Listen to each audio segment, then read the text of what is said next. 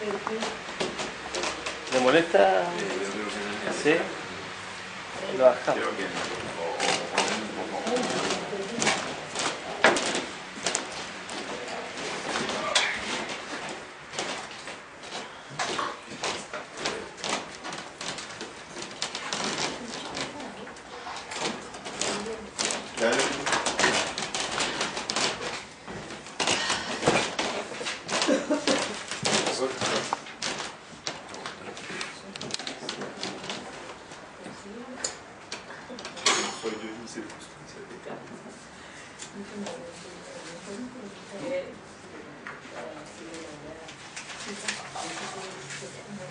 ¿Leyeron el dato de la UNESCO que salió en la prensa de hoy día?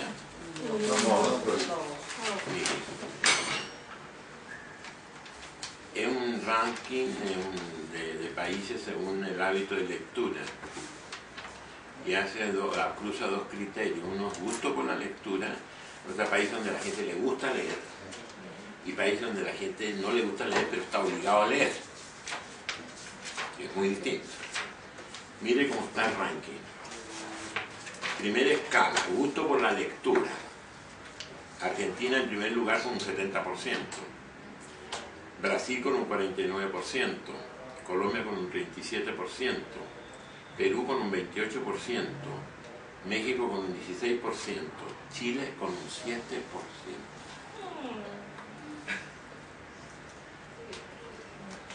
¿Se dan cuenta? Poquísimo. Ahora, obligados a leer, Chile sube al 51%. Promedio, 35% de los lectores chilenos leen por obligación. Y solo un 7% por gusto. Saquen las consecuencias que siguen. Porque eso tiene consecuencias en muchos órdenes de cosas. Comprenderán que no solamente en el cultivo personal, ¿no es cierto? En el desempeño profesional, en la índole de los diputados, de los senadores, de los ministros, hasta de los presidentes de la República. Porque tal como estamos, podemos aquí elegir un analfabeto como presidente de la República. ¿O no?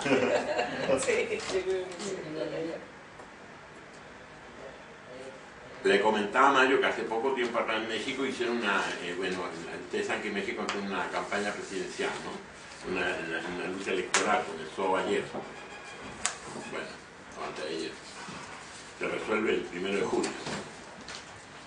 Y a varios candidatos, a dos de los tres, le preguntaron que nombraran 3 libros que hubiesen leído en su vida. No fueron capaces de nombrar uno solo. ¿Sí? Bueno, fuera de las cosas obvias, como la Biblia, que seguramente saben que existe, pero no la han leído nunca. ¿En qué mundo estamos? Interesante. En Argentina salió un libro hace poco de un señor Sverlik, donde tiene una suerte de aforismo, por decirlo de alguna manera, donde no sé si quiere ser original de él o probablemente traído de algún autor pesimista, por supuesto, pero realista, como Chorán, gente de ese orden, donde dice, hay que hacer algo, dice este señor, antes que la estupidez humana se coma la vida humana. Segundo aforismo para esta sesión de hoy, de alto optimismo, como ustedes pueden ver. ¿Ah? Pero hay que asumirlo, ¿ah? Pues son problemas reales. Exactamente, eso es lo que hay que asumir. ¿Y por qué se lo digo? Porque lo que vamos a comenzar hoy día a discutir pareciera ser un cuento de ángeles, pues, digamos, como una gran ingenuidad. Una gran ingenuidad en un contexto como el que resume cifras como las que menciono, o dichos como el que menciono. Que si yo lo pusiera en términos de la gran discusión, que algo de eso decíamos en la sesión anterior, de lo que han afirmado algunas gentes, en general no pensando en América Latina, sino pensando quizás en la humanidad o en Europa, fundamentalmente, porque hay un fuerte sesgo eurocéntrico, es como que la inteligencia se quedó sin espíritu.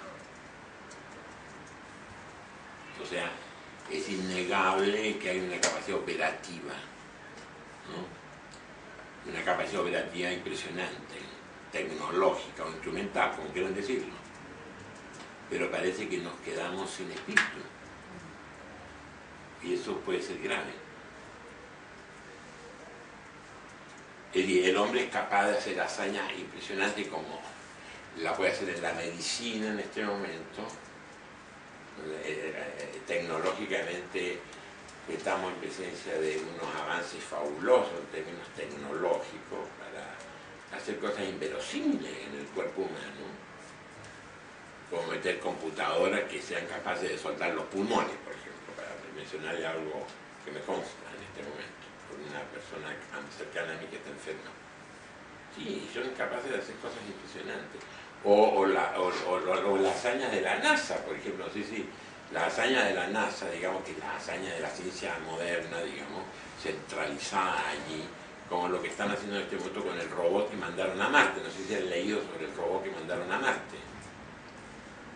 Y estas son hazañas, digamos, importantes de registrar porque son parte de las contradicciones de nuestro mundo, porque junto con señalarle a usted que el 7% de los ingenieros lee, también es cierto de que se están esas otras grandes revoluciones científicas que se están dando a la vez, como ser capaz el hombre de mandar una nave a Marte, a un punto preciso de Marte.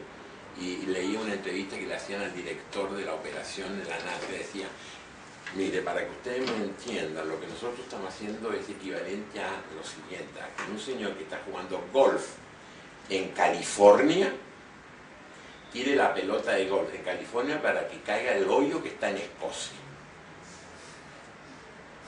¿Se dan cuenta de lo que significa eso en términos de precisión? Eso lo puede hacer el hombre ahora. Y era un aparato con esa precisión. O sea, un señor disparando una pelota de golf en California que le da justo al hoyo que está en Escocia. O bien, digamos, equivalente a lo que hacen de un artefacto que pesa 3 toneladas, que llega a 15.000 kilómetros por hora a Marte y que en menos de 6 minutos tienen que hacerlo aterrizar plácidamente.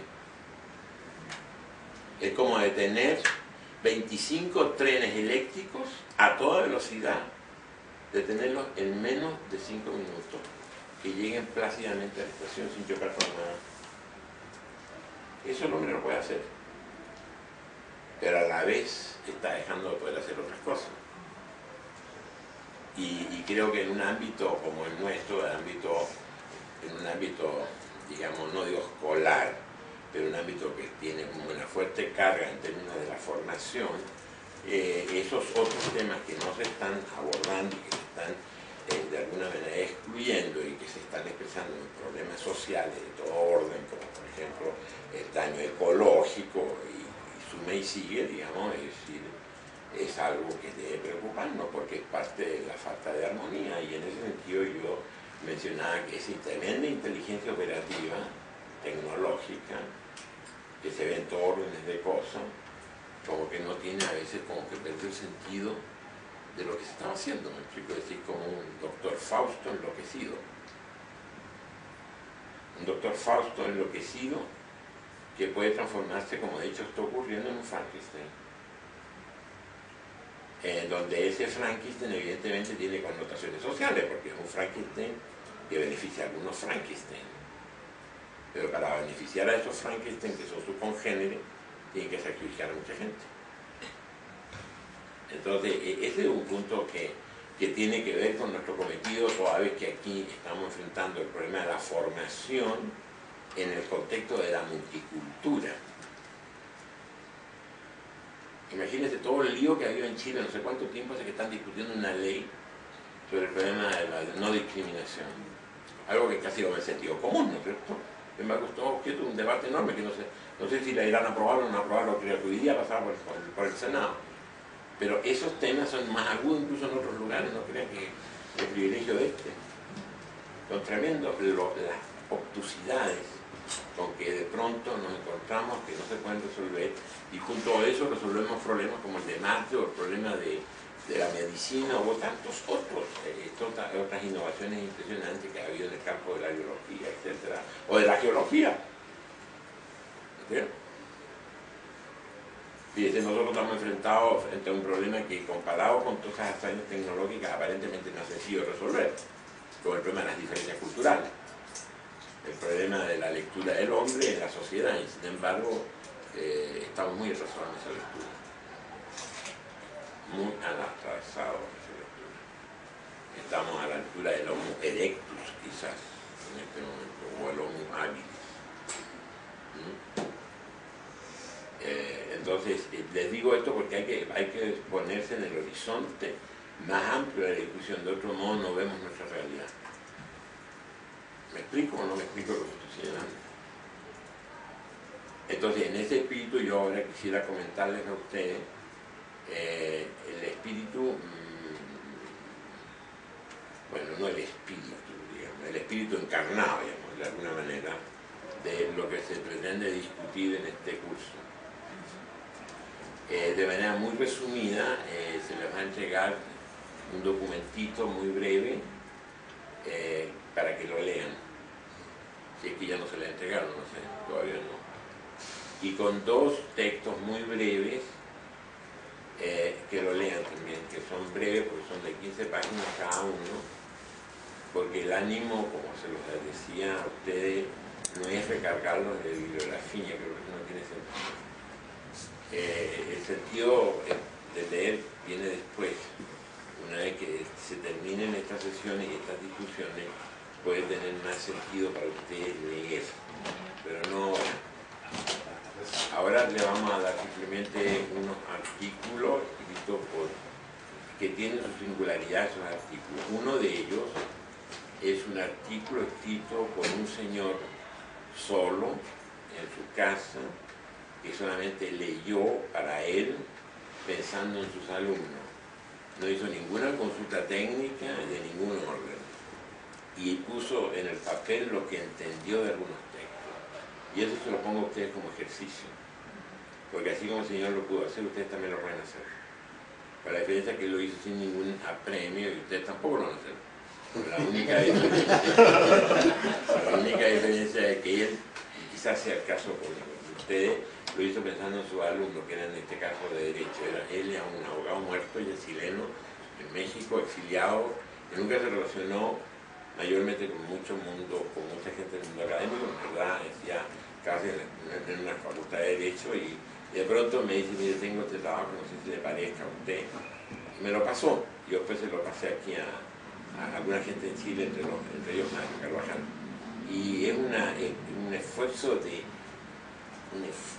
una demostración, diría yo, realmente para salir de ese 7%. Poder más bien parte de ese 7%, porque es un individuo que tenía ganas de leer. Nadie lo obligó a leer. Y leyó cosas aburridísimas, cosas abstractas, pero lo leyó porque tenía la necesidad de esa lectura. Entonces, lo que ese texto demuestra es que cuando se tiene un problema, cuando se tiene un sentido, se lee cualquier cosa con sentido. Cuando no se tiene un problema, no se puede leer nada. Solamente es un paseo de los ojos sobre las letras, pero eso no es lectura. Como pueden ser las lecturas obligadas, que se olvidan rápidamente. Rápidamente se olvidan. Que es lo que está pasando con los profesores en México, con los profesores normalistas en México, que no leen y no tienen necesidad de leer y que han perdido el hábito de la lectura, hasta el grado de que hay algunos estudios, no sé si se mantendrán estas conclusiones empíricamente hablando, de que un profesor, por ejemplo, de normal en México no es capaz de leer más de media hora seguido. Después de la media hora comienzan los procesos de desconcentración y dolor de cabeza. Entonces, un profesor que no lee, preguntémonos cómo puede enseñar. Entonces eso se va reproduciendo en los jóvenes. Si a eso agregamos problemas culturales de la juventud, como son los lenguajes digitales, los lenguajes en general simbólicos, bueno, la deserción del libro es absoluta en este momento. Y eso tiene consecuencias que nadie está viendo en este momento.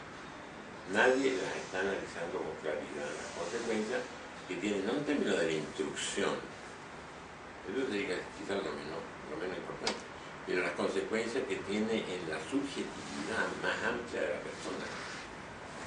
La no lectura, la no concentración. Ese problema de la pérdida de la concentración, por ejemplo, uno ya lo está viendo a los alumnos incluso de maestría y doctorado, no tienen capacidad de concentración. Y por lo tanto las tesis son malas, inevitablemente. Son buenas en el sentido técnico de la palabra, son buenas en términos de datos, son buenas incluso a lo mejor en menciones bibliográficas, puede ser incluso en varios idiomas, pero no necesariamente en problemas, en ideas, no hay ideas, estamos quedando sin ideas. Como ya lo planteaba en un congreso de escritores hace algunos años en Buenos Aires, Saramago en un congreso de escritores en Buenos Aires señaló en relación a América Latina, dijo que América Latina se estaba quedando sin ideas. Esa es una idea bastante generalizada entre los escritores, y en general en el mundo del arte, digamos, de la gente que se mueve en un mundo mucho más creativo. Ellos están viviendo ese problema, en mi opinión, hasta donde yo estoy informado de una manera mucho más lúcida, que en el ámbito de la academia. En el ámbito de la academia este no es un problema que se esté viendo con claridad. Y digo, las grandes movilizaciones intelectuales que uno puede observar en México, en el Instituto de Investigaciones Sociales de la UNAM, están protagonizadas por profesores que tienen promedio de 87 años de edad. ¿Qué es eso? ¿Y dónde están los de 40 y los de 35? Ellos están durmiendo la siesta o digamos, buscando reconocimientos académicos, pero no les interesa a la gente joven, no les interesa formar, no les interesa la clase. El que más promueve reuniones en el instituto es un hombre que tiene 89 años de edad. Pablo González Casanova, ex rector de la UNAM. O el ejemplo de Sergio Agu, que hacía casi hasta los 94 años, sin un papel en la mano. Bueno, aquí se lo estoy mencionando como una ruptura, hay una ruptura, ¿me explico? Una ruptura que habría que entender por dónde viene, qué la explica. Quizá el lucro, la ganancia, quizá la incertidumbre laboral, quizá la frustración, la insatisfacción, la falta de claridad en el futuro, todo eso está jugando aquí, un peso muy grande. Entonces cuando entramos a un discurso de posgrado como este de ustedes y en relación a temas como educación y multicultura, bueno, estos no son temas que son ajenos, es decir, son parte de este problema en tanto son parte de la vida de ustedes, son parte de la subjetividad de cada uno de ustedes. Entonces, no podemos dejarlo de tomar en cuenta. Entonces, ese dicho este argentino de que hagamos algo antes que la estupidez humana se coma la vida humana, es un signo de alerta impresionante. Que para estar de acuerdo o en desacuerdo, yo no digo que tengamos que estar de acuerdo, puede ser una exageración. Por eso decía que a lo mejor estaba detrás de él un hombre como Cioran, pero Cioran con todo su pesimismo evidentemente dijo muchas cosas que son por lo menos alerta para estar de acuerdo o en desacuerdo, ¿no? Entonces ese es un punto muy desafiante, ¿no? Sobre todo cuando vivimos en un contexto como el que estamos viendo, por lo menos en este país. No sé cómo sea la cosa en Colombia. Colombia no es así, en Costa Rica no es así como en Chile, sin duda alguna. Eso me consta. No es así. Entonces, ¿qué está pasando aquí? ¿No? Entonces, este es un punto muy preocupante porque tiende a ser una tendencia general, una tendencia como una mancha de aceite. Y eso es parte de nuestro problema. ¿Por qué es parte de nuestro problema? Porque nuestro problema, como ahora vamos a entrar a comentarlo, tiene que ver con el pensamiento. Y tiene que ver con la muerte del pensamiento. Digamos, tiene que ver con la vieja afirmación de Heráclito de que quien no busca no encuentra. Entonces no nos quejemos de no encontrar nada si no buscamos nada. Quien encuentra es el que busca, y el buscar es un riesgo, es un atreverse. Y no, quedémonos tranquilos, pero no reclamemos entonces que no encontramos nada. porque yo no buscaba nada.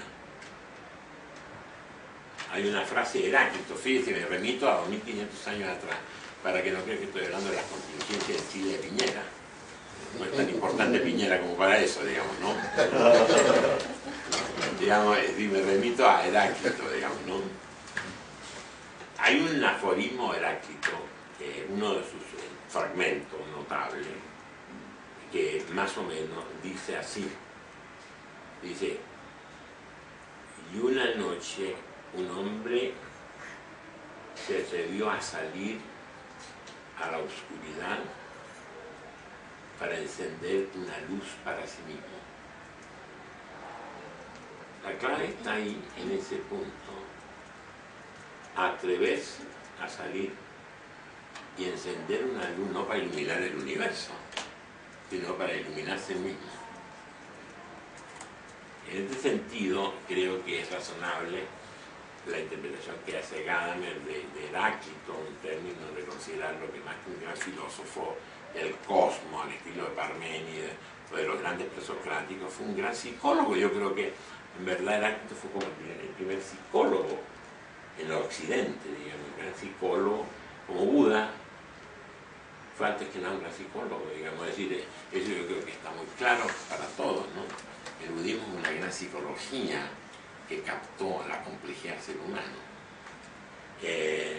Y Heráclito, en la misma época más o menos, porque son casi contemporáneos, representa también un aporte a la psiquis humana, es decir, toda esa dialéctica heráclitiana, la idea del fuego, toda esa cosa de la metáfora del vidrio, tiene más que ver que con el cosmos.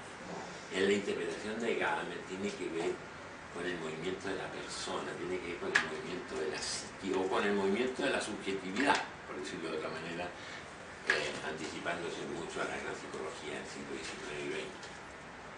Entonces, en ese sentido, creo que cuando yo hablo de la crisis del pensamiento, estoy hablando de esa necesidad de estar constantemente encontrándonos a nosotros mismos de donde estamos situados, nos duele o nos alegre aquella circunstancia desde la cual poder retomarnos desde lo que somos. Y ahí viene el concepto de la radix, ahí viene el concepto de lo radical. El concepto de lo radical es un concepto como existencial, en el sentido de que cuando se habla de lo radical del hombre, en el fondo es el rescate de la raíz humana de todo, de la raíz humana del pensamiento, la concepción de la raíz en términos de recuperación del sujeto que está en aquello que se dice. Es decir, creo que ese es un punto importante de tomar en cuenta, porque si no lo tomamos en cuenta, creemos estar pensando simplemente porque tenemos información. Pero si yo tengo información y no tengo pensamiento, no puedo superar el gran silencio que hay entre lo que digo y lo que quiero decir, que a veces no es silencio, sino que simplemente es algo intraducible, porque aquello que digo no tengo necesidad de decirlo. El gran problema, como lo puso 2500 años después de relieve Steiner, por ejemplo, es si yo tengo necesidad de decir aquello que digo. No sé si estoy claro en lo que estoy planteando. ¿Cuántas cosas digo sin tener necesidad de decirlo? El problema está en enfrentarse con uno mismo, y enfrentarse con uno mismo es preguntarnos, ¿tengo necesidad de decir algo? Un profesor frente a sus alumnos, o frente a un texto. ¿Qué necesidad tengo yo de leer ese texto? Ese es el punto. No porque me digan que tengo que leerlo, no porque yo tenga que ficharlo. Y entonces está el 51% de los chilenos que leen por obligación, pues a los 10 minutos se olvidan de todo lo que leyeron. Y si tengo necesidad de decir lo que digo, os digo porque hay que decirlo. Ahí está el punto clave, y eso es lo que está en un libro muy breve que se llama 10 razones posibles para entender la tristeza del pensamiento. Dice que una de ellas es la dificultad impresionante que hay, digamos, para pasar desde la necesidad de decir algo a decirlo. Que si ustedes lo analizan bien, es el quid de la creatividad. Es el miedo a la página en blanco. o es el miedo al lienzo en blanco, o el miedo a la partitura en blanco. Lo digo porque Mario es el músico. Ese miedo de ver, ¿qué voy a hacer ahora? ¿Tengo realmente necesidad de escribir algo sobre esta página? ¿O más bien prefiero copiar? ¿Me explico? Eso es lo que uno está viendo en las tesis. No ideas, no atreverse a decir nada, aunque sean cosas no brillantes, porque nadie está buscando la brillantez, pero lo personal, lo genuino, que de alguna manera, en tanto obedece a una necesidad de decir algo, puede decir algo interesante, aunque él no lo piense así. Y eso creo que esto que le estoy planteando es una cuestión clave en el proceso, no de apropiarse del sujeto como un sujeto pensante, sino que es clave en cualquier estrategia pedagógica. Es decir, si yo no desato en el niño, en el adolescente o en el joven universitario la necesidad de ser él para que desde su necesidad diga lo que tiene necesidad de decir, no porque el profesor le ordenó decirlo, evidentemente si no tenemos en cuenta eso no estamos formando a nadie. Estamos solamente entrenando, adiestrando, capacitando. Y esto es importante ahora, que cunde mucho, supongo que en este país, como en todos los otros, la llamada lógica de las competencias, digamos, en términos curriculares. ¿No? Donde en el único país donde esto ha sido seriamente discutido, hasta donde estoy informado, es en Colombia, donde sí se ha discutido. Seriamente. Entonces, estamos frente a esa gran soledad, una soledad de pensamiento que puede llevar a una crisis del pensamiento, y por eso traía la cita de este argentino, de la estupidez humana. Yo creo que el problema de la estupidez humana es un tema filosófico, epistémico y ético de primer orden. Es decir, cuando hablamos de estupidez humana no estamos hablando de los tontos, estamos hablando de lo que está pasando con la especie humana, es distinto. Una especie de estulticia ontogénica casi, ¿no? Que en este momento se ejemplifica en los programas de televisión, digamos, es decir, son los mejores ejemplos de lo que estoy diciendo, ¿no? Entonces, nosotros estamos situados ante estos desafíos, y frente a estos desafíos, evidentemente la forma de recuperación del pensamiento puede ser múltiple, no hay una sola. Es decir, en tanto estemos de acuerdo que el rescate del pensamiento parte de la raíz misma del pensamiento, que es el sujeto, o sea, la persona, obviamente entonces hay muchas formas de rescatar el pensamiento. Y yo quiero eso dejarlo claro. Aquí no hay un discurso ideológico, ni valórico, ni psicológico, no.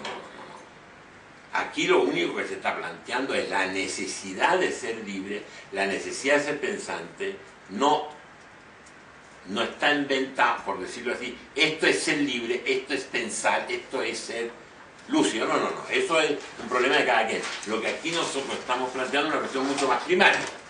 Por eso les traía a colación el dicho de Heráclito y las advertencias de Steiner. Digamos, tengo conciencia de que no me atrevo a decir lo que pienso.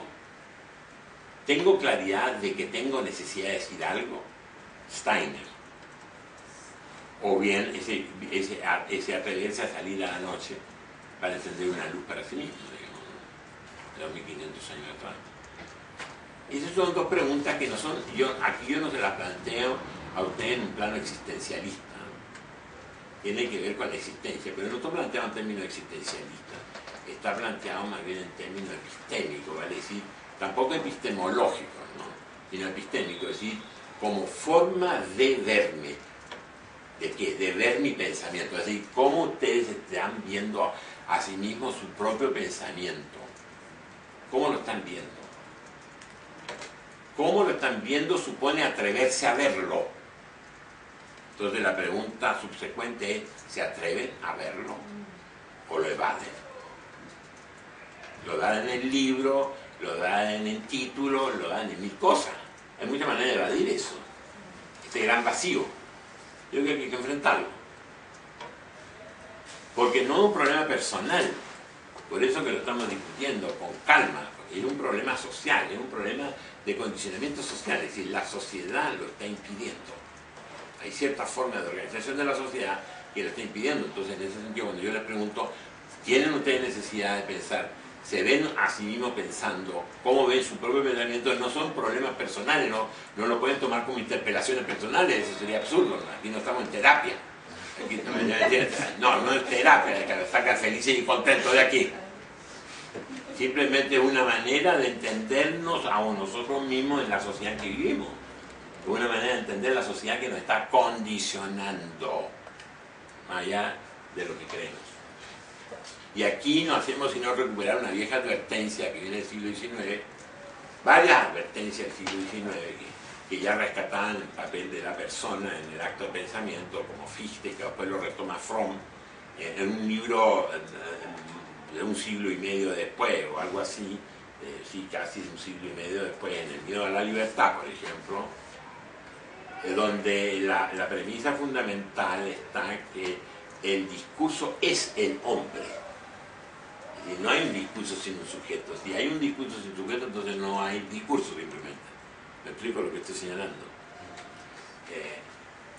Que ya el gran pensamiento filosófico idealista alemán, que comienza el siglo XIX, yo lo había advertido, como Fichte, entre otros, con la gran discusión de Kierkegaard, con Hegel, en fin, todo eso de alguna manera estaba ahí ya aflorando y que de alguna manera era explicable en ese momento histórico donde estaba redescubriendo el papel del hombre en la historia. No nos olvidemos que es el gran momento del romanticismo del siglo XIX, que a su vez es producto de la Revolución Francesa, de alguna manera.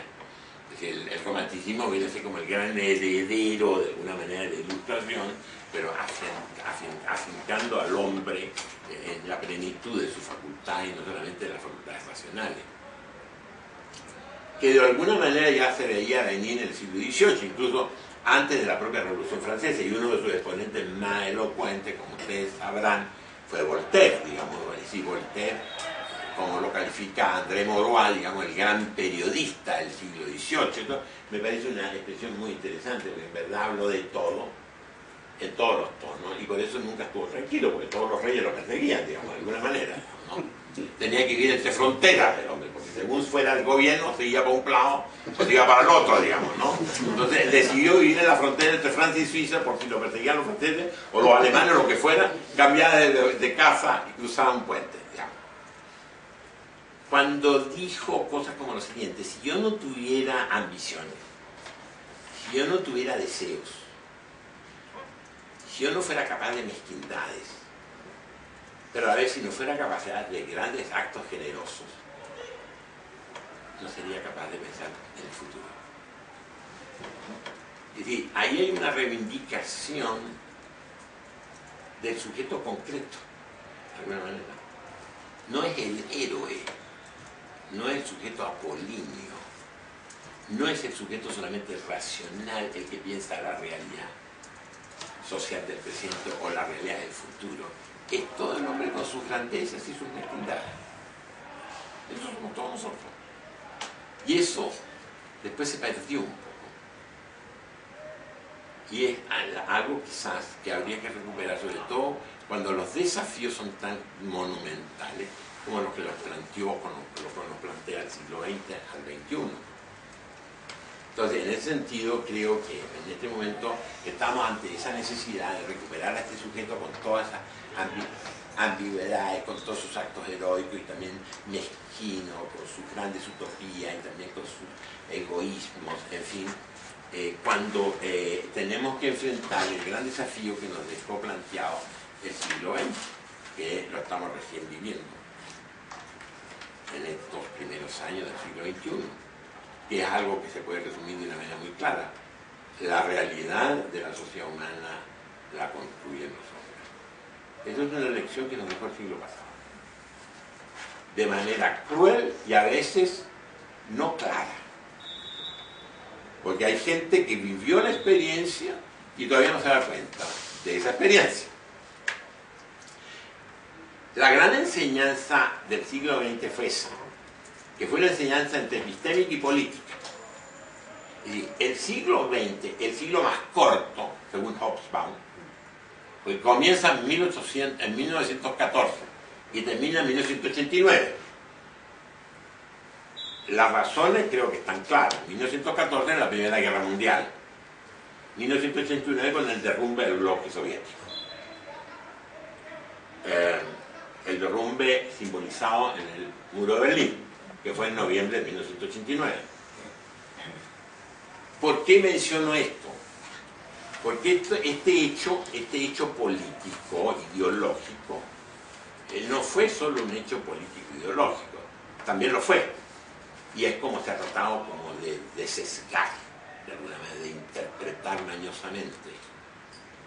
Fue algo mucho más profundo, digamos, fue un fenómeno cultural que ilustró sobre algunas grandes ingenuidades del hombre, que evidentemente habían constituido las certezas de muchas generaciones. Y era pensar que el futuro no era necesario construirlo, sino que bastaba esperarlo. ¿Por qué esperarlo? Porque habían leyes inscritas en la historia, que no se sabe dónde están escritas, pero se dice que estaban escritas, que garantizaban ese futuro. Y que bastaba cumplir con esas leyes del cambio ineluctable para que ese futuro naciera. Pero ese futuro nacía ya crecidito y pesadito. Era niñito crecido, porque llegaba hasta con nombre y apellido. Se llamaba de determinada manera, esa sociedad del futuro tenía un nombre, era una sociedad valóricamente superior, era una sociedad que iba, un modelo de sociedad descrito por montones de gentes, que iba a corregir todos los problemas que se estaban viviendo en ese momento. Se hizo un diagnóstico de enfermedad, se llegó a un diagnóstico de enfermedad terminal en uno de estos pacientes que era el capitalismo, y por supuesto se hacía nacer al otro lleno de salud y con certeza absoluta de crecer, el nuevo bebé.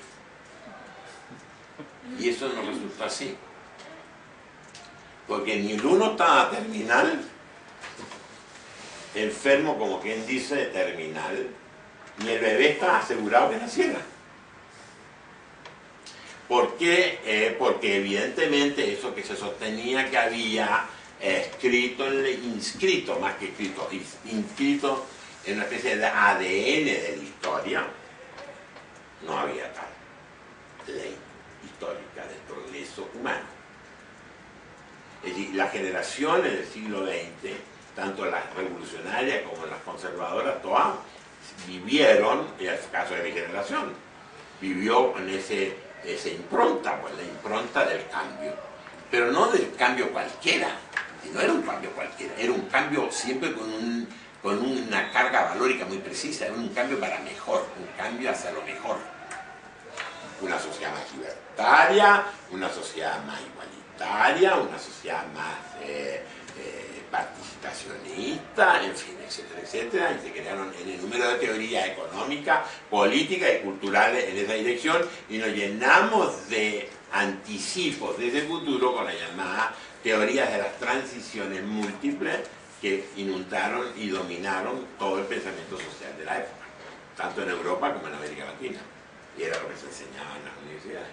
Las teorías antropológicas, politológicas, económicas, o las que fueren, de las transiciones de un sistema a otro sistema, a partir de una premisa, de que había una ley que lo garantizaba, leyes históricas. Y eso no fue así.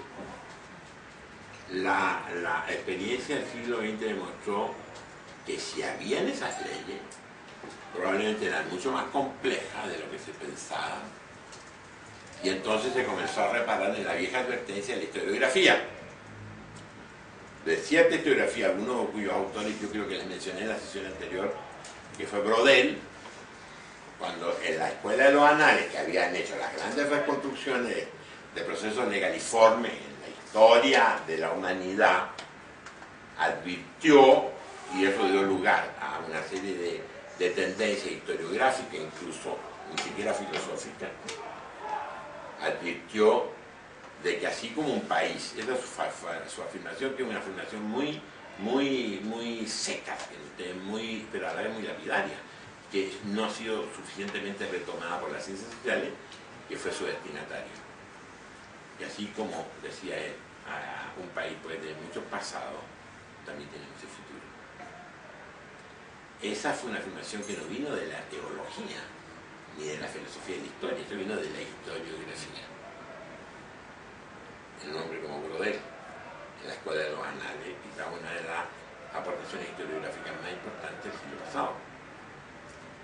Eso no se tomó en cuenta. Como tampoco se tomó en cuenta otra lección que venía de allí, de la historiografía, de que la historia no me agota las posibilidades de entender el futuro si no soy capaz de leer el presente. Que era el papel que se le asignó ya en los años 20 del siglo pasado a las ciencias sociales. Sin embargo, las ciencias sociales, en su conjunto, no leyeron el presente. Casi no lo leyeron.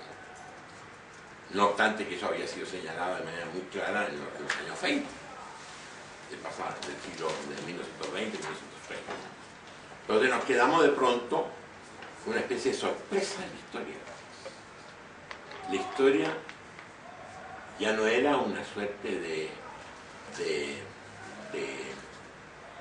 vía rápida, de autopista, sino que en el mejor caso un camino de mula, lleno de vericuetos y de tropiezos. Y con eso nos encontramos a finales de los 80. Y desplomó un modo de pensar. Yo lo que estoy destacando entre ustedes no es la crisis del modelo soviético, porque esa es otra discusión. Es otra discusión. Que, claro, tiene una relación con lo que estoy señalando, pero nos llevaría a otra discusión que podemos tener en otro momento. El por qué eso ocurrió es otra discusión. Pero ocurrió en gran medida porque quienes lo dirigieron eso, bueno, pensaron que había una necesidad ineluctable de la historia. Y eso es lo que no se terminó de entender. Y pudo haberse entendido si se hubiese sido más estricto en el respeto a una cierta tradición de pensamiento que venía del propio siglo XIX, como el propio Marx.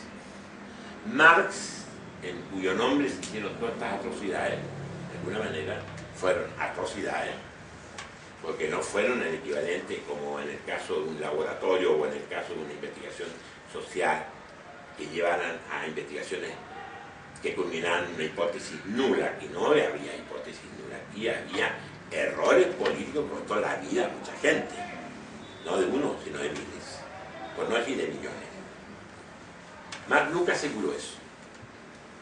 Se le leyó, sin embargo, como un profeta. Se profetizó algo que era absolutamente concreto, porque estaba volcado a dar cuenta de una situación compleja, de un momento determinado de la historia, que era así en el siglo XIX.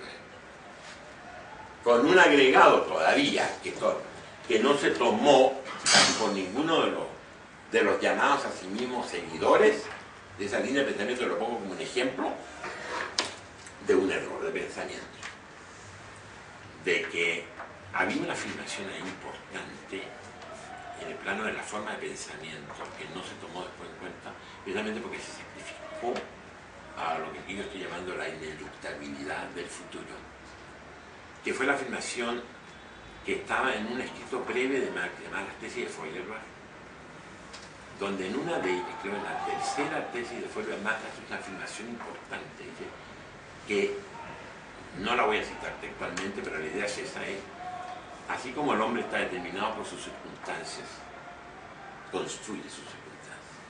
Donde la idea de construye sus circunstancias no está solo determinado por las circunstancias, abre una complejidad de debate respecto de lo que es entender la historia y sobre todo de lo que es construir el futuro que no se tomó en cuenta.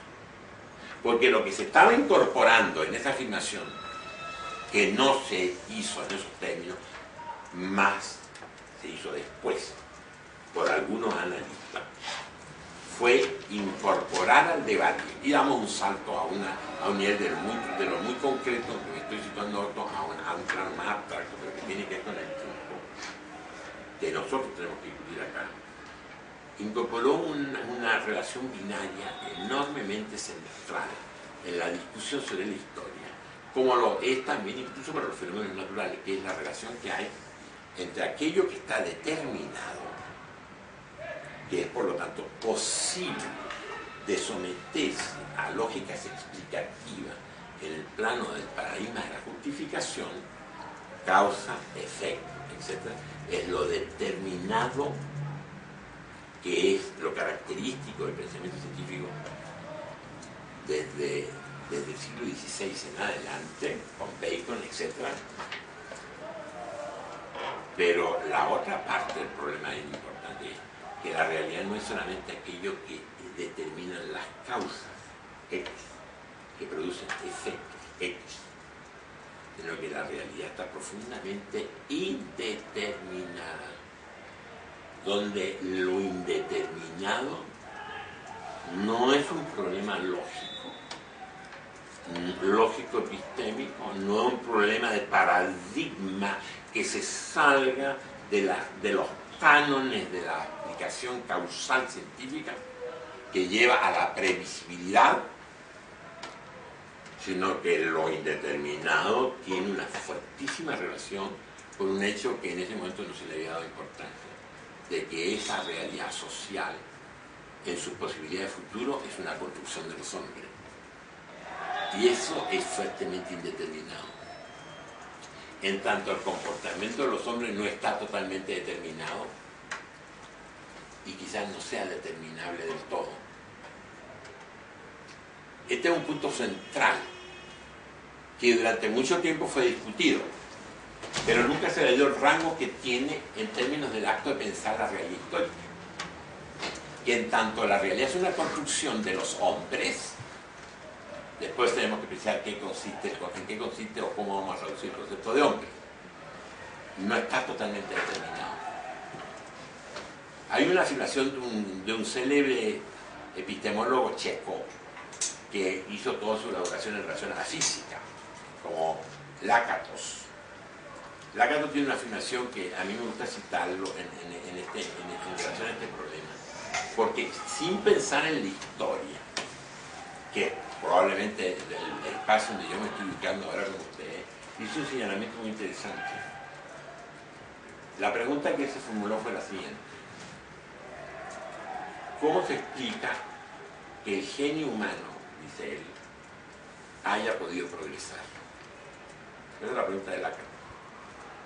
¿Cómo se explica que el genio humano a lo largo de los siglos haya podido progresar? Y la respuesta es más o menos sencilla, pero es tremendamente desafiante.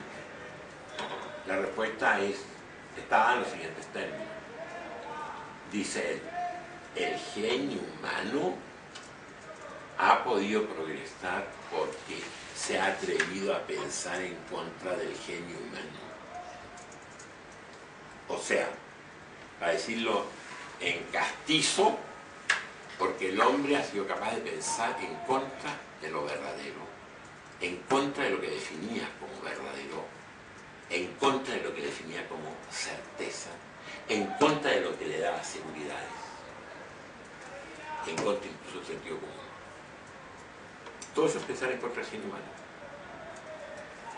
Y esto es fundamental entenderlo, porque este no es un problema de los grandes filósofos ni de los grandes científicos, es un problema de la vida cotidiana. ¿Nos atrevemos a pensar en contra de nuestra certeza? ¿Nos atrevemos a cuestionarnos a nosotros mismos? ¿Nos atrevemos a decir, ¿acaso estoy en un error? ¿Nos atrevemos a pensar, ¿acaso esto mismo lo puedo hacer de otro modo y decir de otro modo? Ese es el desafío, que no es un desafío lógico. Puede expresarse en formas lógicas, pero es fundamentalmente sus inicios y un desafío de la persona con uno mismo. Es el atreverse a salir y encender una luz. Es el buscar para encontrar. El tener conciencia si tengo o no necesidad de decir lo que estoy diciendo frente a un alumno o frente a los colegas. Aunque eso sea un acto íntimo. Pero esa intimidad está en la génesis misma de la lucidez. De otro modo nos empapelamos de palabras y terminamos por mentir con verdades. ¿Me explico? Y una manera de ilustrar mentir con verdades es pensar a través de los libros, sin cuestionar los libros. Y transformar en los libros en respuesta, en lugar de hacer los libros en instrumentos para poder enriquecer lo que los propios libros me proponen con mi propio pensamiento, que se apropia de esos libros, pensándolos desde afuera de ese libro. ¿Desde dónde? Desde el momento que yo estoy viviendo. Que el libro no pudo tenerlo en cuenta.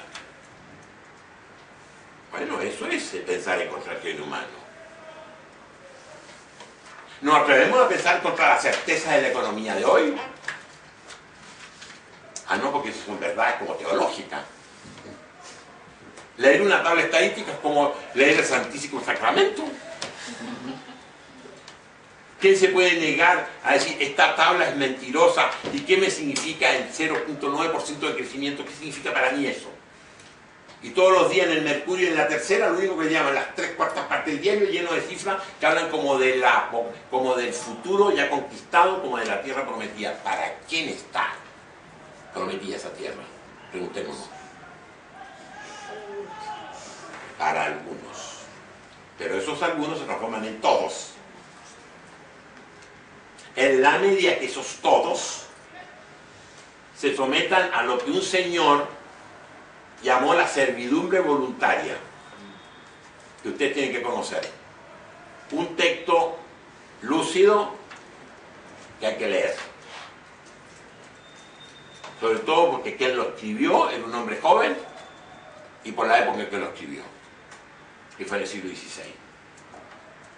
Un hombre de 18 años que en 1548 escribe un libro que se llama La servidumbre voluntaria, que denuncia en su época lo que era la subordinación del pensamiento a verdades que se imponían como únicas. Entonces, eso es poner en el centro del debate el pensamiento. Pero poner en el centro del debate el pensamiento, en los términos que yo se lo estoy poniendo a ustedes, es poner en el centro del debate también la relación que hay entre pensamiento y conocimiento, entre pensamiento, conocimiento y vida, es decir, proyecto de vida, no simple especulación. Porque ese hombre que sale en la noche y se atreve a enfrentarla para encender una luz para sí mismo, estaba buscando verdades, no necesariamente verdades, se estaba buscando él mismo, para desde su propio descubrimiento poder encontrar el sentido de una verdad, ¿me explico? Eso tiene que ver con la falta de equilibrio en la ecuación, cuando hablamos de la regla histórica. La regla histórica no está solo determinada, está fuertemente indeterminada, y eso ya se sabía en el siglo XIX. Y es uno de los grandes debates del siglo XX, pero no suficientemente fuerte. Porque el siglo XX estaba todavía atrapado por la lógica de alguna manera positivista de las creencias en grandes leyes. Y entonces nos regíamos por el famoso apotegma chino, que ustedes conocieron o conocieron en algún momento, el apotegma chino que aliviaba de culpa a todo tipo de individuo crítico que era flojo, además, o cómodo. Cuando decía, estate tranquilo, anda y siéntate a la puerta de tu casa a esperar ver pasar el cadáver del enemigo. Y todos se fueron a parar a la puerta de su casa a ver pasar el cadáver del enemigo, con una sorpresa, que el cadáver que vieron pasar fue el cadáver del amigo, no del enemigo. Eso pasó en el siglo XX. En América Latina, ni hablar. En Chile, en Argentina, en Bolivia, en Brasil, en Colombia, en Centroamérica, Guatemala, Nicaragua, El Salvador, pero ahora que citamos ejemplos, estamos aplastados esos ejemplos. Entonces, de ahí hay que sacar algunas lecciones. Evidentemente, en el plano que nosotros nos ubicamos, tiene que ver con la siguiente pregunta. ¿Estábamos realmente mirando la realidad? ¿Estábamos pensando en la realmente? ¿La estábamos reconociendo? O más bien le habíamos impuesto un retrato. Le impusimos como una máscara. Y lo que vimos fue la máscara, la que queríamos ver. Nos inventamos clase obrera, nos inventamos partidos políticos, nos inventamos procesos de cambio, nos inventamos capacidad de cambio, nos inventamos capacidad de resistencia, nos inventamos individuos heroicos. No había nada de eso. No era suficiente en términos de las necesidades. Lo estoy diciendo así, grosso modo, porque esto evidentemente admite un análisis mucho más matizado. Pero mucho de eso hubo, mucho esquematismo, mucho ideologismo, mucho juego valórico, mucho apriorismo, ¿sí? Y poca lectura de la realidad. De esa realidad que era mucho más compleja que decir, la conozco porque conozco sus leyes más generales, basta cumplirlas para garantizarme el futuro. No era así. Porque el gran ausente de esa lectura crítica de la realidad social fueron los sujetos. El sujeto no fue parte de eso, sino era más bien un producto de los procesos de cambio. Es decir, el sujeto no era un constructor, en el mejor de los casos era un benefactor de esos cambios. Y esto era una herencia que venía del siglo pasado, antepasado, en este caso del XIX. No es un invento de acá, era algo que venía muy deformado por ciertos tipos de juegos valóricos o ideológicos que no dieron la suficiente importancia al sujeto. Y cuando hablo de sujeto estoy hablando no del colectivo, estoy hablando de las clases, de los movimientos sociales, del gran actor histórico. No estoy hablando de algo mucho menor, pero que resultó ser mayor. Estoy hablando de los individuos concretos, hombres y mujeres, que participaban en esos movimientos. Y cuando eso no se veía con claridad, se podía llegar al riesgo, como de hecho ocurrió en algunos otros países, al riesgo de inventarnos sujetos sociales, de inventarnos movimientos sociales que no tenían la fuerza que se esperaba que tuvieran para propugnar determinados tipos de procesos. ¿Me explico lo que estoy hablando? Los ejemplos son muy dramáticos y merecerían un análisis pormenorizado, pero los ejemplos están ahí, que habría que de alguna manera registrar. No pueden eso pasar al olvido. Tampoco se trata de retomarlos en un espíritu un espíritu reivindicativo o indicativo, no, se trata de eso, se trata más bien de desarrollar un pensamiento para el futuro a partir de experiencia de modo tal de evitar los errores del pasado en lo que se refiere al pensamiento. En esa época en Chile, por ejemplo, que ustedes todavía eran como adolescentes, habían ciertas afirmaciones clave en ese momento que lo compartía todo el mundo, incluyendo los europeos que estaban acá, que estuvieron aquí. Y aquí podía pasar cualquier cosa en Chile en esos años, menos un golpe militar. Y de haber un golpe militar, segundo consenso, era un golpe blando y corto. Esas eran las afirmaciones de las ciencias sociales de la época. Eso es lo que se pensaba, por el pensamiento crítico. Y miren lo que tenemos. Miren lo que resultó. No solamente no hubo una dictadura blanca, sino que además una dictadura prolongadísima en el tiempo. Y no solamente una dictadura en el sentido estrictamente militar. También la dictadura chilena fue un proyecto cultural. Sobre todo fue un proyecto cultural, más que un cambio político y económico, que es lo que estamos viendo ahora. En ese sentido mucho más profunda que la argentina, mucho más profunda que la brasileña, por supuesto, donde no se llegó a estructurar un proyecto de sociedad, no se llegó a estructurar un proyecto de nueva cultura política, no se llegó a reconformar la subjetividad del individuo concreto, como aquí sí se logró. Aquí, en el país donde esto no podía ocurrir, por todas las premisas teóricas había por haber, se llegaba inevitablemente siempre a la misma conclusión. Aquí puede pasar todo menos esto, que es precisamente lo que ocurrió. Entonces, detengámonos un momento ahí. ¿Qué significaba eso? ¿Qué significa eso? ¿Qué tipo de pensamiento era ese? ¿Había pensamiento realmente? Hagámonos preguntas al aire, porque no lo estoy diciendo solamente en relación a este país, pensémonos en relación al continente. porque esos errores se pudieron cometer en distintos grados, en distintos lugares. A partir de los 60 en adelante se repitió en muchos países, en muchos países. Con distintas consecuencias, sí, eso es cierto, pero eso es parte de la contingencia del fenómeno. Hay un problema que yo quiero poner de relieve, que es la importancia de hacernos la pregunta ¿cómo pensamos nuestra realidad? Porque la pregunta ¿cómo pensamos nuestra realidad? No es un problema de simple juegos paradigmáticos, ¿me explico? No es un problema estético de elegir qué paradigma para decirme a mí mismo estoy pensando mejor. No es solamente eso, ni para construir una teoría más brillante que otra, ni para ganar reconocimiento internacional pensando bien la historia del país que sea. No, el problema de cómo pensamos la realidad y su importancia, aquí yo la estoy planteando en un plano mucho más concreto, que son las consecuencias que tiene pensar bien o pensar mal en el ámbito de la vida social, de la vida política, de la vida económica.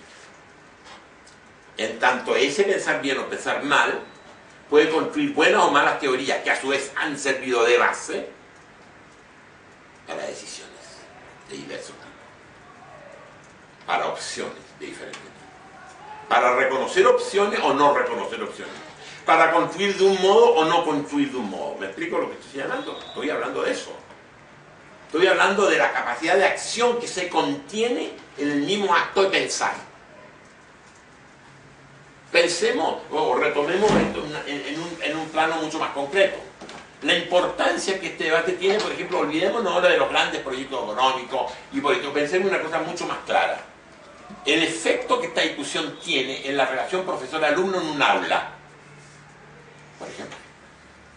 Cómo el profesor puede, por su postura, por su forma de razonamiento, por su forma de argumentación, en una palabra, por su modo de leer sus circunstancias, influir en el mismo acto, por el mero hecho de pensarlo, cómo el pensamiento es una acción que influye en el que lo está escuchando, por supuesto. Sea un niño, un adolescente y sobre todo un joven universitario. Es decir, no es un problema de que ustedes se transformen aquí en los grandes tribunos, no estoy hablando de tribunos, ni de profetas del futuro. Estoy hablando del efecto de plasmar formación, o sea, del efecto en la subjetividad de otro que tiene la pregunta cómo yo mismo pienso mi realidad y cómo desde ese modo de pensar construyo un bueno o un mal conocimiento en términos de sus consecuencias prácticas. Y una de sus consecuencias prácticas, como formo un joven, de cómo formo a la juventud, o no la formo, o la formo adscrita a determinados tipos de esquematismo que evidentemente van a permitir que ese joven repita lo que yo creo que es correcto, aunque sea impertinente en términos históricos. Porque aquí surge un problema. Uno de los grandes desafíos de la pregunta, y de ahí la importancia de rescatar las experiencias concretas de estos países, pues esto no es un problema que viene del aire ni de los libros, viene de las experiencias sociales y políticas de estos países, que se han perdido enormes cantidades de oportunidades en los últimos 50 o 60 años. La importancia que tiene eso en términos de cómo poder enseñar a pensar la historia, a pensar la vida que se vive, lo real, lo inmediato, pero en perspectiva de largo tiempo. Y eso es importante. Por esto es una discusión, esto es una discusión que no se agota en sí misma, no puede agotarse en sí misma, no es una discusión estrictamente hablando ni filosófica, ni epistemológica, mucho menos, ni lógica, pudiendo tener elementos de todos esos elementos de toda esa naturaleza, por supuesto, sino que se agota en definitiva en lo que podríamos definir como una lógica formación de sujetos, en una lógica formación de individualidades históricamente situadas. Porque quizá uno de los rasgos que habría que rescatar, digamos, si hacemos una especie de estado del arte de las experiencias en América Latina en los últimos 50 o 60 años, es que nuestro pensamiento puede ser muy honesto, muy generoso, muy comprometido valóricamente. Eso no está en cuestión. Lo que está en cuestión es si ese compromiso con esos valores eran históricamente viables. Ese es el punto. Eran históricamente posibles. Donde la pregunta tampoco es valórica en sí mismo, porque la pregunta de ¿esto es posible? Es un problema de razonamiento histórico, es cómo yo lo que quiero hacer, lo puedo hacer. Así como yo les decía hace un momento atrás, ¿tengo necesidad de esto? Así también yo podría decirle, esta necesidad de esto, de decirlo o de hacerlo, ¿cómo lo puedo llevar a la práctica? No hay una sola manera. La historia es mucho más rica que eso, y esa es la gran lección del siglo XX. La gran lección del siglo XX fue mostrarnos que la historia, al ser una construcción, los valores de rescate del humano, los valores de una sociedad más justa, más libertaria, etcétera, etcétera, podían construirse de muchas maneras, no de una sola manera. Y esa es la complejidad de la realidad histórica. Y ese es el desafío real del pensamiento, no del pensamiento de la física, de la química o de la biología. Estamos hablando del desafío del pensamiento de la sociedad humana. Y entendemos que la sociedad humana, y vuelvo al punto de inicio, es y sigue siendo, y siempre será, una construcción de los hombres. Donde la gran pregunta es, entonces, ¿qué entiendo por hombre para los efectos de comprender cabalmente la pregunta? Es decir, ¿soy yo solo? ¿Yo contigo? Ahí viene el gran punto. Y es que pregunta, ¿quién construye los hombres? Los hombres desde lo individual, a los hombres en el plano de las diferentes formas de lo colectivo, eso es la construcción. Y esa es la complejidad del concepto mismo de realidad histórica. Es decir, la complejidad del concepto de realidad histórica es precisamente que no es una realidad ontológica, es decir, no es una realidad de objetos que esperan ser descubiertos como quien descubre una ruina arqueológica, o como quien descubre una partícula en la física de las partículas elementales, o un astrónomo que descubre un planeta, o una estrella. No hay nada externo totalmente. Hay objetivaciones de las construcciones que los hombres antes hicieron y que le damos como estructuras construidas que queremos transformar en realidad objetiva, cuando son más que construcciones que pueden a su vez reconstruirse o volverse a construir. Tan simple, pero a la vez tan complejo como eso. Porque evidentemente lo que aquí está en cuestión es el concepto mismo de realidad objetiva, la relación entre lo que está afuera del sujeto y lo que está dentro del sujeto. ¿Sí? Es un problema en una enorme complejidad. Y por eso que este es un debate que no se agota en sí mismo, sino es capaz de traducirse en lo que se señalaba hace un momento, en un proceso formativo, de formar, no de entrenar, pues. Formar en el sentido de potenciar al otro. Potenciar al otro para que vea la realidad desde lo que él puede, como ser humano, verla. No porque me imita a mí como modelo, no. Y eso no es fácil. Y se hace cada vez más difícil. Porque cuando uno observa lo que está ocurriendo en este momento en las reformas educativas, por inspiración del Banco Mundial, que no de la UNESCO, o de la OCDE, que no de la UNESCO, bueno, lo que uno está viendo en muchos países, y no me puse sobre lo que pasa en este país, eso dirán ustedes, bueno, es un recorte en la educación que, en términos de lo que yo estoy diciendo ahora, es una especie de mutilación de la inteligencia, digamos, de alguna manera. Pero de la inteligencia no en el sentido que lo decía al comienzo, no de la inteligencia instrumental, no, esa puede estar exaltándose.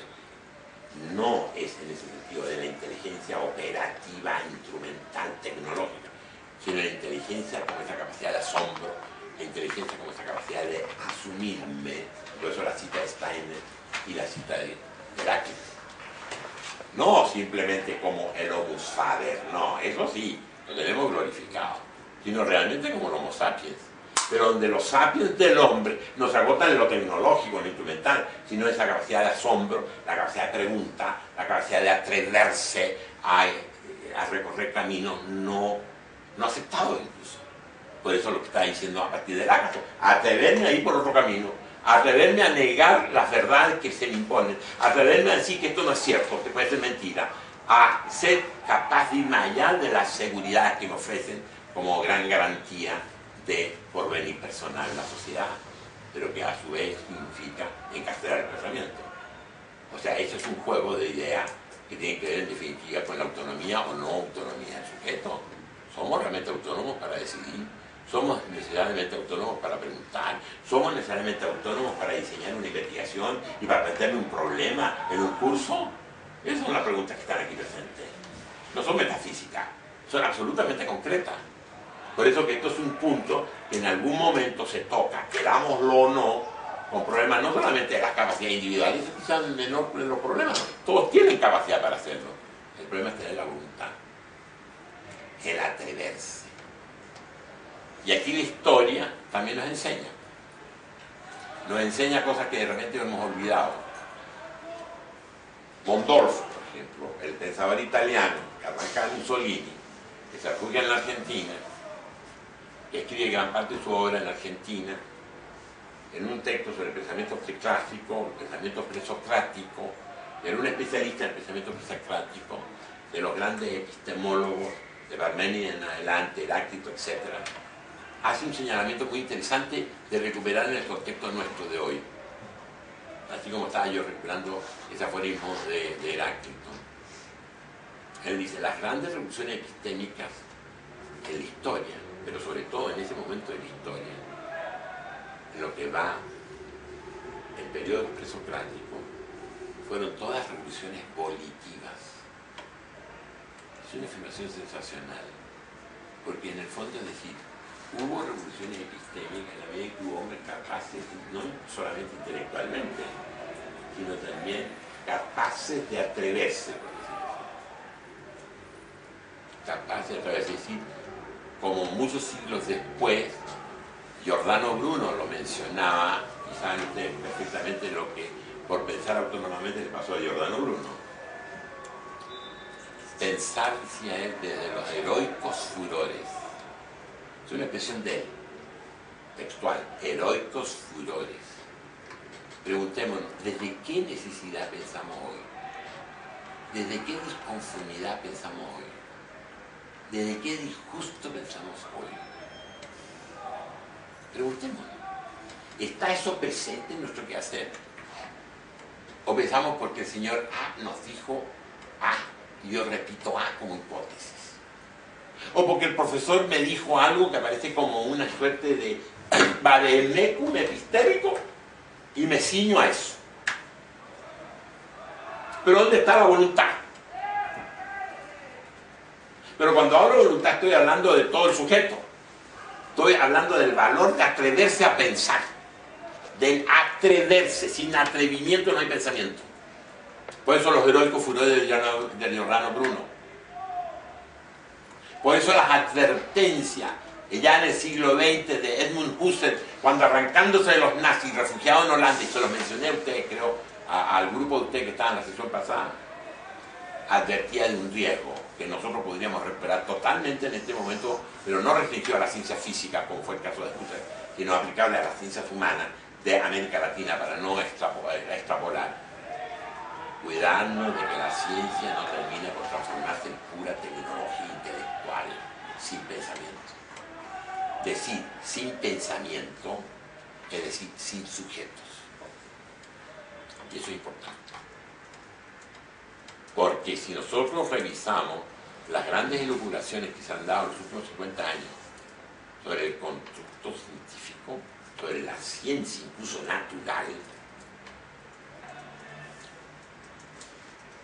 vemos de manera muy clara de que la ciencia en verdad no pasa, las crisis del conocimiento científico no pasan estrictamente por los paradigmas. Kuhn lo mencionó en la Revolución de las Ciencias, en su texto sobre la Revolución de las Ciencias. Lo señala y aparece como una afirmación menor, pero que ha estado presente durante muchísimos milenios. Que el problema de fondo y de forma en lo que se refiere al acto de pensar y conocer, y que tiene que ver con lo de Lakatos, es la comunidad científica, es decir, son los hombres que piensan o no piensan, los hombres que son capaces de enfrentar o no enfrentar el poder, los hombres que son capaces de enfrentar o no enfrentar el poder entendido no como policía, el poder como verdad, el poder como certeza, el poder como lo establecido, el poder como lo instituido. Cuando esa comunidad no es capaz de ese acto, Entonces, hay crisis de la ciencia, pero no por paradigma, no por falla de los paradigmas, por falla de la comunidad. Cuando uno desde esta perspectiva comienza a analizar lo que está pasando en las universidades en América Latina, en algunos países más que en otros, lo que uno observa es eso. No observa fallas paradigmáticas. Eso son fáciles de resolver. No digo que sean sencillas, pero son fáciles de resolver. Lo que observa es un abandono, una falta de ganas, una falta de deseo de pensar. Y esa falta de ganas y esa falta de deseo, por miedo, por comodidad, por lo que fuere, y es muy legítimo y es muy atendible, es parte de nuestro problema. Vamos a tener una cantidad de gente inteligentísima, calificada, técnicamente capacitada, con todos los méritos habidos por haber, pero sin voluntad, sin atreverse, sin capacidad de atreverse. O sea, un mundo intelectual de cobardes tampoco sirve, por ilustrado que sea. Porque aquí enfrentamos uno de los temas que es secular, que ha estado presente siempre en la historia de la humanidad. Y por eso traía a colación tanto lo de Heráclito como lo de Lácatos, que es atreverse a construir conocimientos, a decir lo que uno considera que es verdad y que tiene sentido. No quedarse encapsulado en eso que Nietzsche llamaba el cansancio de la historia, que aquí yo comentaría como el cansancio de verdades. Demasiadas verdades ya tengo, me aplastan. Lo que yo quiero es encontrar la posibilidad de futuro. El principio de esperanza de Bloch. Eso, ¿dónde está? No está. Está sepultado en las tecnocracias, está sepultado en la administración de la inteligencia, está aplastado en el burocratismo del espíritu. Todo eso que aparece transformado en sentido común. Y ese sentido común en tanto está asociado a la estrategia de vida. Y desde ese punto de vista es razonable y es entendible, pero no digo que haya que estar en contra de la vida para construir el conocimiento. Pero entonces asumamos lo que significan ciertas estrategias de vida.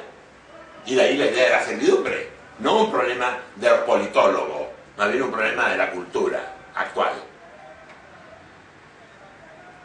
Entonces, en ese espacio nosotros no vamos, yo les quiero plantear algunos problemas, porque todo lo que yo estoy diciendo ahora es solamente el introito, como que él dice, a lo que quiero plantearle, para que me entiendan lo que quiero decirle. Y los puntos están muy resumidos en 4 o 5 ideas básicas. Pero yo creo que sería prudente